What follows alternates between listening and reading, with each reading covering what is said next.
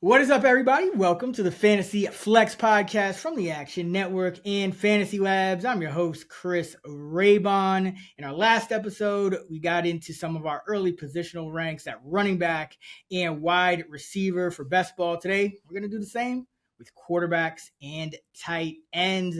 Back with me, one of the top fantasy football rankers in the game, year in, year out, weekly, season long, even NFL draft mocks, the odds maker, Sean Kerner. Sean, what's going on? What's up? Yeah, I was gonna say happy to talk about the onesie positions, but in best ball, we're really drafting two or three of these guys at quarterback and tight end. And quarterback, stacking a couple or a few pass catchers with them. So yeah, these are very, very important positions in best ball. And I love the fact that we kind of dig a little deeper in these. We're drafting tight ends, in the 20s and 30s, even in some cases in these drafts. So yeah, always fun to get the initial ranks done for these positions as well. All right, yeah, exactly. And I think there's a guy who's listed at quarterback who might play some tight end, and his name is not Taysom Hill. So we'll get into that. Let's start with quarterback. Sean, who you high on at QB heading into 2025? Yeah, I'm high on JJ McCarthy at QB 20 is where he's being drafted right now. I have him QB 17, but this is basically McCarthy's rookie year. He missed the entire 2024 season with the torn meniscus, but should be fully healthy for week one and start week one. And last year, I was projecting him to maybe sit the first 4 to 5 games behind Sam Darnold. It was kind of a murky situation. And then once, McCarthy went down, I was hyping Sam Darnold up as, late round potential league winner type QB2. And sure enough, Darnold ended up finishing as the QB8. And so now McCarthy is stepping into that same exact situation with probably even more upside than Sam Darnold, in my opinion. And we saw McCarthy flash. He played, one preseason game last year? He looked excellent. He had 188 yards, 19 dropbacks, had 2 9-yard scrambles. But the injury, so he was getting quite a bit of hype after that. But then, the injury, missing the entire season, the hype has kind of cooled down. So he's QB 20. I think we're getting a steal here. And this is just an excellent system for any quarterback, especially young one. I mean, we've seen, Kirk Cousins, Josh Dobbs, Nick Mullins even go off in this offense. And then Sam Darnold had a career last year in Kevin O'Connell's scheme. So I love the setup for JJ. He has one of the best trio of pass catchers you could ask for in Justin Jefferson, Jordan Addison, and TJ Hawkinson. So he has a ton of stacking options as well. He has, like I mentioned, he has rushing upside. Probably not Jaden Daniels level, but maybe early career Patrick Mahomes, where he's going to rush for 30 plus yards every few weeks. So I just love getting JJ at QB 20 in best ball and, stacking him with, the riches he's surrounded with in Minnesota. Yeah, he's my QB 13. I was actually surprised to see him that high, but I'm gonna roll with it because, like you said, it's kind of a glut of guys in that mid tier anyway. And you mentioned it. He's a little bit of rushing upside. He's got the pass catchers. He's got the system. Indoor stadium. A lot to like with McCarthy, and you can get him pretty cheap. So love that one. Who else you got? My other one. I guess he's your boy, CJ Stroud. Coming off a very disappointing sophomore season, but he's still extremely talented. So I think this is a good time to buy low on him. I expect him to bounce back. But last year, he just took too many sacks. He had the second most sacks on the season. The O-line was a disaster, so it wasn't his fault necessarily. They've been retooling the offensive line. I don't think it's going to be, an elite one, but it can't get much worse than last year. And if anything, the bad O-line kind of unlocked his rushing upside. He does have, rushing ability. He just chooses not to because he is such a good pocket passer. So last year, he had 7 games where he rushed for 15 plus yards. He actually rushed for 40 plus yards in both playoff games. So even if the offensive line is shaky, it could just lead to him scrambling more, which we love that for fantasy. But just once again, he's just constantly dealing with wide receivers being injured. He lost Stephon Diggs for like more than half the season, I think. He was without Nico Collins for 5 games. So while he's probably going to be without Tank Dell for most of this season, I did like that they brought in, Christian Kirk. And, they drafted 2 receivers in the first 3 rounds. So, I think he has a pretty good wide receiver corps right now. And if Nico Collins can play the entire season healthy, that's going to be huge for CJ Stroud and his upside. So I think it's a good time to buy low on him at QB 17. I have him as my QB 13. And he's one of those guys that has a ton of good stacking options with, Nico Collins, Christian Kirk. So you could take, one of the rookies, Jaden Higgins or Jalen Noel. So I think Stroud is set up for a bounce back year 3 here. Yeah, I mean, they came in and just pretty much gutted the skill positions. Or at least they replaced, or they're aiming to replace like everybody outside of Nico, because you drafted Higgins in the second, Noel in the third. You even signed Justin Watson to a 2-year deal with like a decent amount of guaranteed money. So I guess he's going to be that, special teams, wide receiver 5 in place of, who was it, Hutchinson or whoever it was active last year. Like Robert they're really Woods. And then they got they drafted Marks at running back, and he could replace either Agumbawale or Pierce. I mean, they really aggressively attacked the skill positions. Bobby Slowick out after a couple years at OC. You got to hope the line. I mean, I don't think it's a guarantee that the line is better. You did lose Tunsil, but yeah, they got more depth. That I think that's the important thing, because you can't predict injuries, and they were just really getting destroyed by not only those receiver injuries, but injuries to the line as well. So now they can go too deep at, I would say, probably 4 of the 5 offensive line positions. So that is a positive for them this year. So hopefully he rebounds in Nick Caley's offense. A couple of guys from 3 guys from me, actually. 2 guys, I got to mention both quarterbacks on the Seahawks.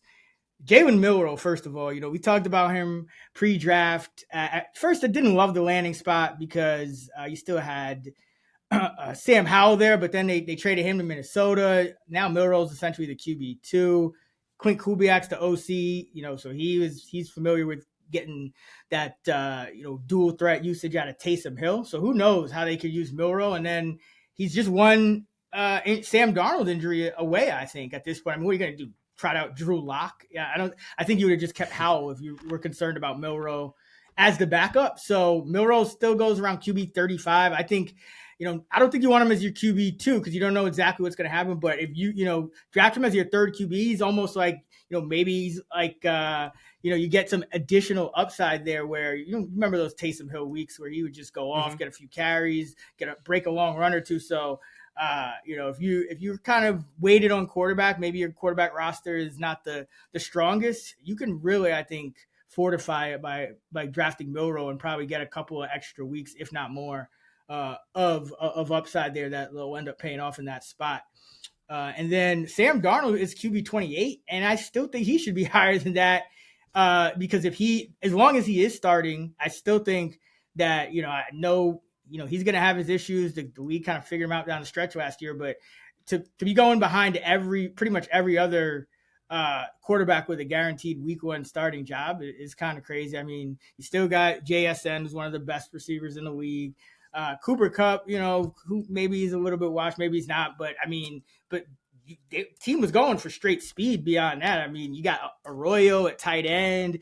Milroe could factor in as a skill guy. Who knows? So I just think that there's some decent upside with Darnold at QB 28. I have him as QB 22, and I even have him starting fewer games than almost every other quarterback who's a QB1 because I like Milroe so much, and I do think Milroe will end up factoring in at some point. So I still think Sam Darnold's being a little bit overlooked and underrated here. And then the other guy I want to mention is Trevor Lawrence, because I know we kind of give him a hard time on this part, or at least I do, but we do got to kind of follow Liam Cohn and that whole, the people who improved Baker Mayfield. And then you had Canales, and then he went to Carolina, and he Bryce Young was better, and Mayfield continued to be even better than he was here before with Liam Cohn. So you got Travis Hunter, you got Brian Thomas. You're kind of retooling some of the skill positions. You let Ingram go. You drafted Tootin. So I think that, and then you got De'Ami Brown. So you're going for straight speed as well. Who knows and Trevor Lawrence, his numbers underwhelming, kind of like Baker Mayfield, but number one pick, just like Baker Mayfield. No one was really checking for Baker after. I mean, I know he had that one crazy comeback with the Rams that we went to against the Raiders, but I mean, he was a journeyman.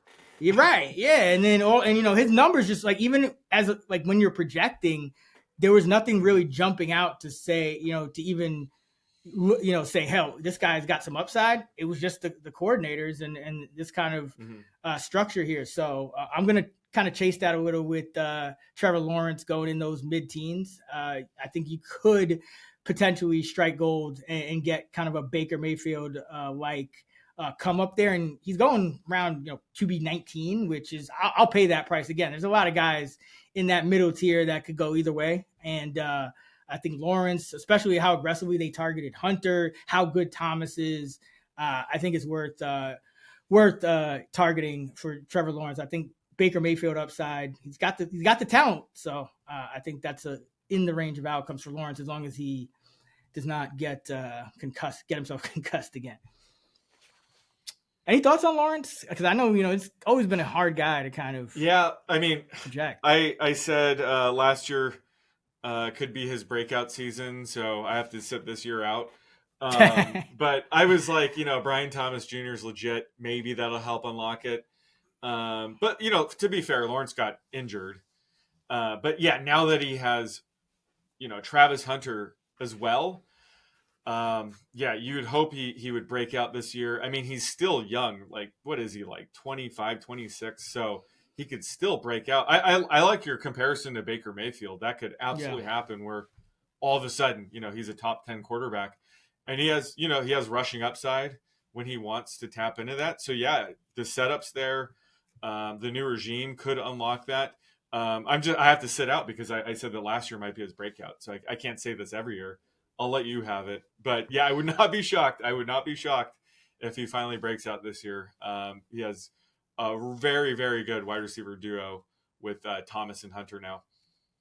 Yeah, it's just, I mean, I think you got to just there's so many guys that we're going to probably talk about it multiple times throughout, but as you said, you make a tweak, a couple of decimal points, and your whole middle quarterback tier is on its head. So I'm just chasing some upside here, and this coaching staff has kind of been the one to deliver it. What about quarterbacks you are low on for 2025? Yeah, I'm low on Jordan Love, who's being drafted right around QB 16 right now. I have him QB 20. He's just, one of those guys where he's a much, much better real life quarterback than he is fantasy.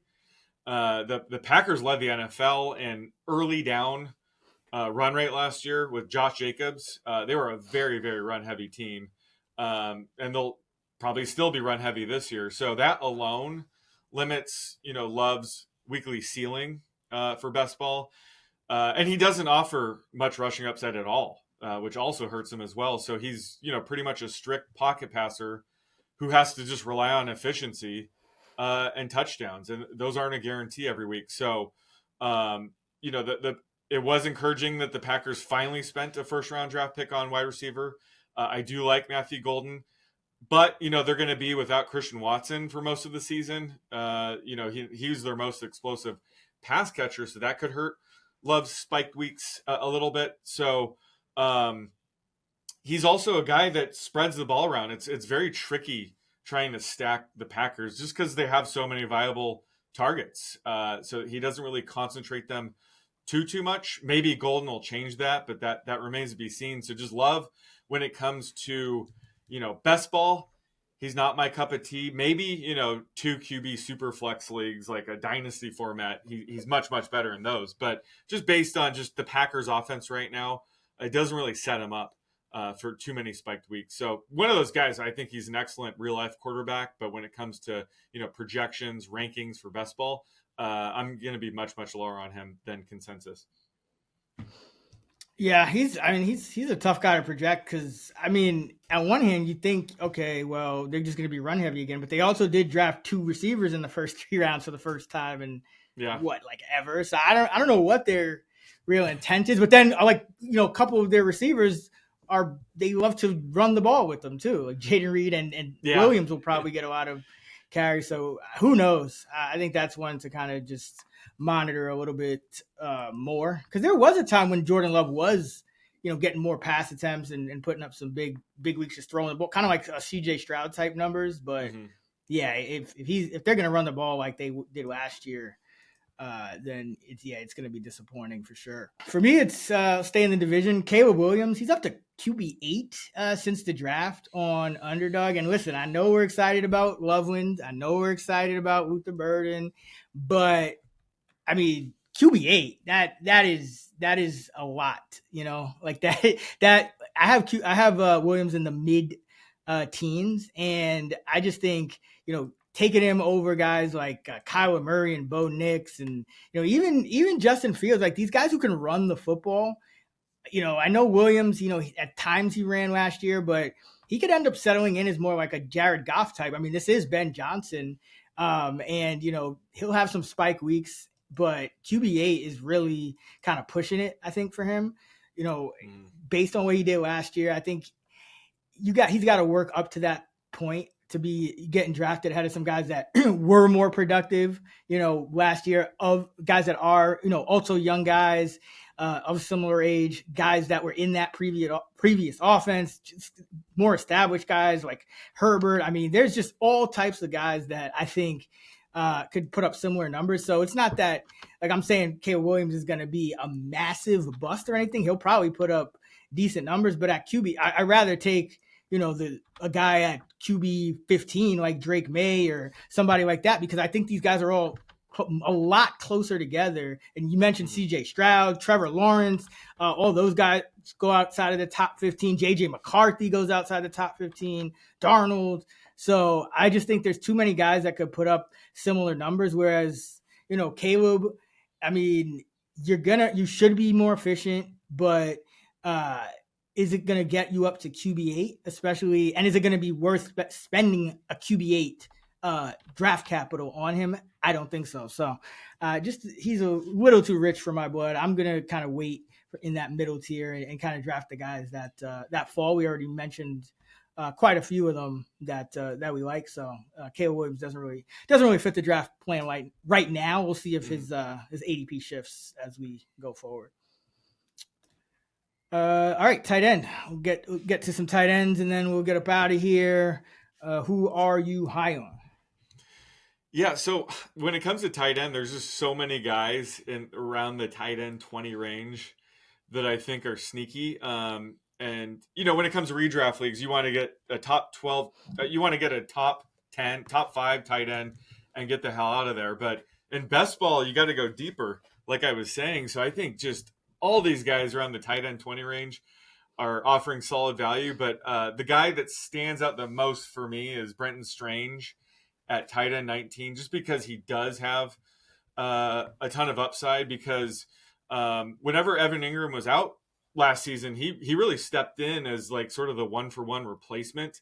When Ingram was out weeks 2 through 5, he was the tight end 8. I remember we were both kind of ranking him similar to Evan Ingram if Ingram was healthy. And then he had a late season 3-game stretch where he replaced Ingram. Wasn't as efficient over that 3-game stretch, but he did have an 11 catch game. So again, he just has, spike week potential heading into the season where, Evan Ingram is now in Denver. This depth chart's sort of wide open where Strange is the de facto starter. They have Johnny Munt. Hunter Long could be a sneaky guy that could emerge and, replace Strange. Who knows? But I think to start the season, I think Strange has legit, top 15 sort of upside. And again, spike week potential with Brian Thomas Jr., Travis Hunter there commanding targets and coverage. Strange could be open at times this year. And if Trevor Lawrence does finally make that year 6 leap, whatever year we're in, Strange is going to be one of the people that benefit. So I'm all for Lawrence, Thomas Jr., Hunter, Strange stack to kind of capture if Lawrence does break out this year. But especially in this tight end 20 range, I think Strange is one of those guys I definitely want to be taking flyers on. Yeah, and they made a lot of changes, and he's the one guy that didn't really do anything with that position. I know they brought in Munt, but I mean, there's a chance he gets that kind of K-Dot and 85-90% route rate. Like that's probably in the range of outcomes now for Strange, depending on how much they play Munt. So yeah, I like that as well. Got a couple guys. First, yeah, and you mentioned it. You could make a case for most of the guys in like that 20 to 30 range, but I'll go Chika Conquo's dropped to tight end 28 because, there's all these shiny new toys at receiver for the Titans, but it kind of goes to show you that Callahan, this is year 2, kind of felt like he really needed to remake that receiving room. But, Okonkwo was a guy that near the end of last year, they started playing him more and more down the stretch. And so I think they are pretty comfortable with him. His career target per route rate is 19.5, which is very good. He was targeted on 22% of his routes in the last 8 games. So I think there's a decent chance, you got Lockett and a bunch of these rookies and whatnot. I think there's a decent chance that Okonkwo could be that number 2 target. And they started playing him, 80% of the snaps over the last few games. So there is some upside there. And he's always kind of had this upside that he's never really realized. But if he pops off on film and he is getting a quarterback upgrade, at least we hope.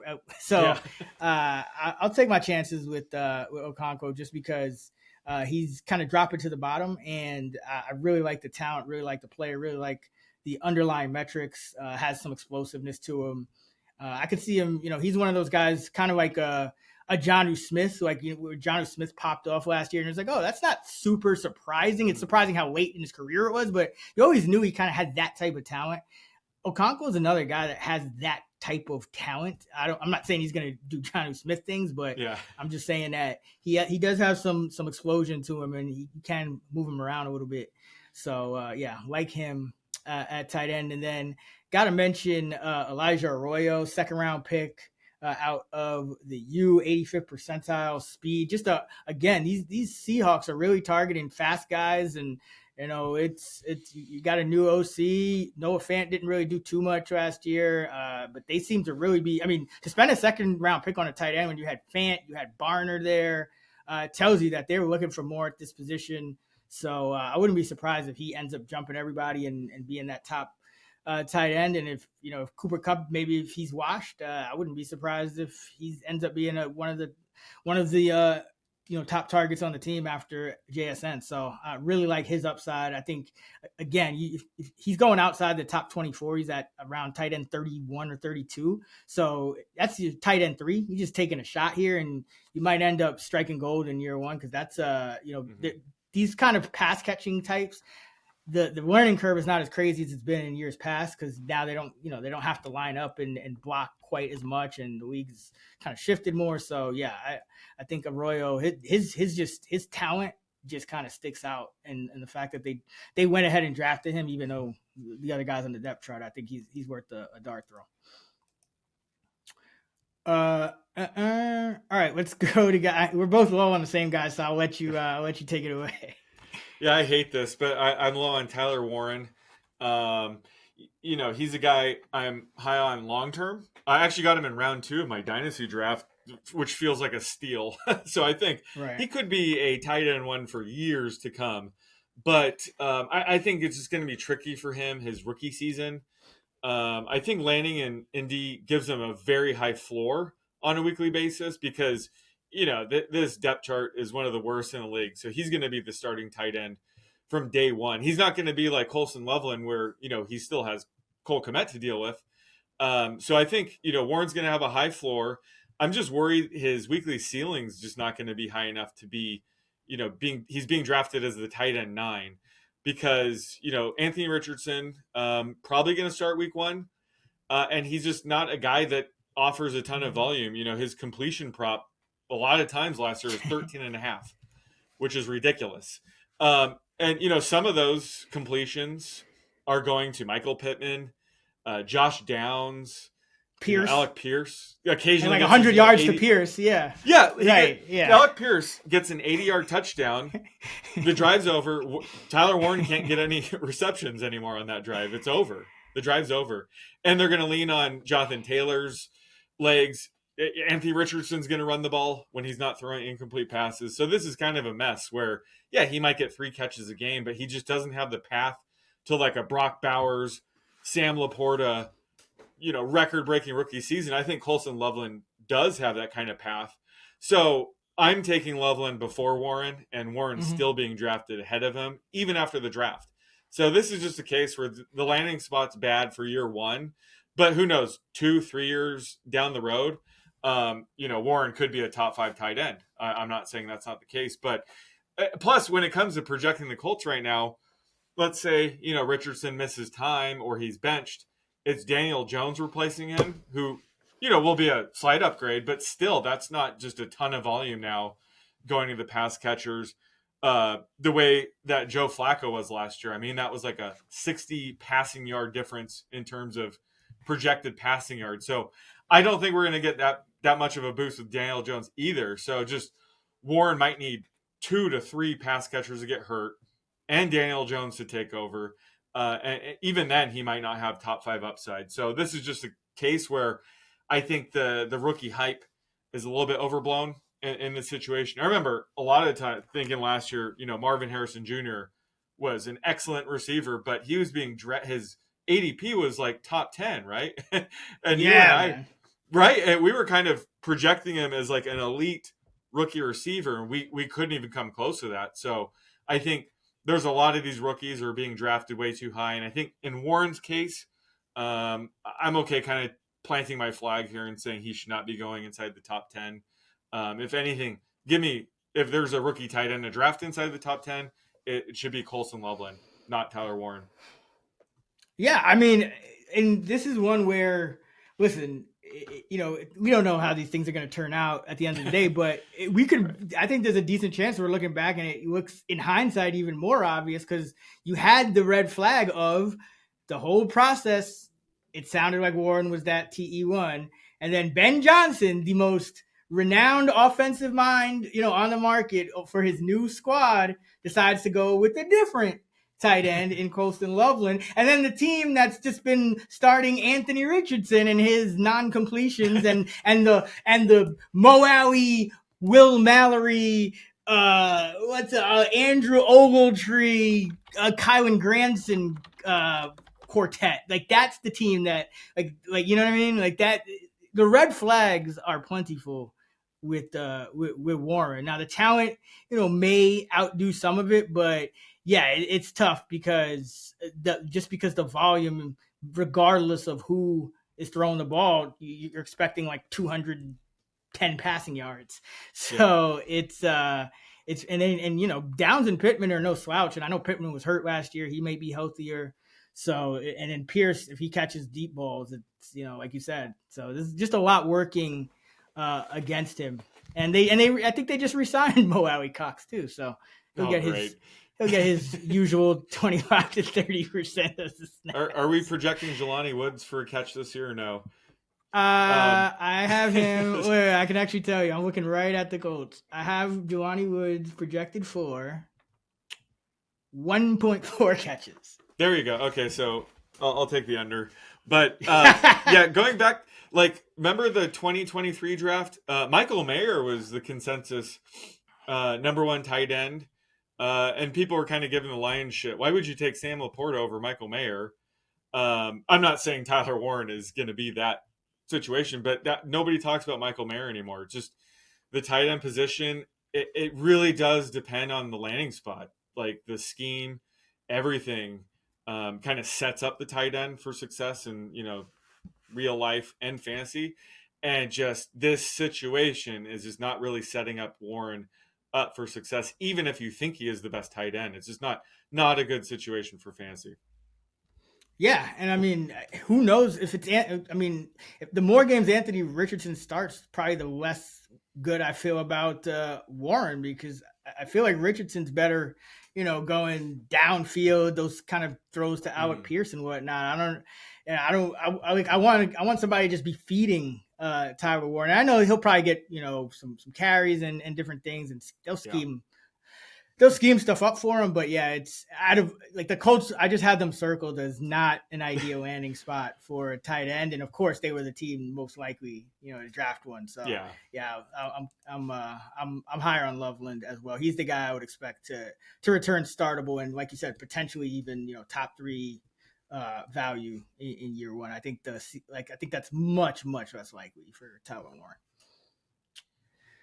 All right, that is going to do it for us on the Fantasy Flex, going through our initial ranks, quarterbacks and tight ends.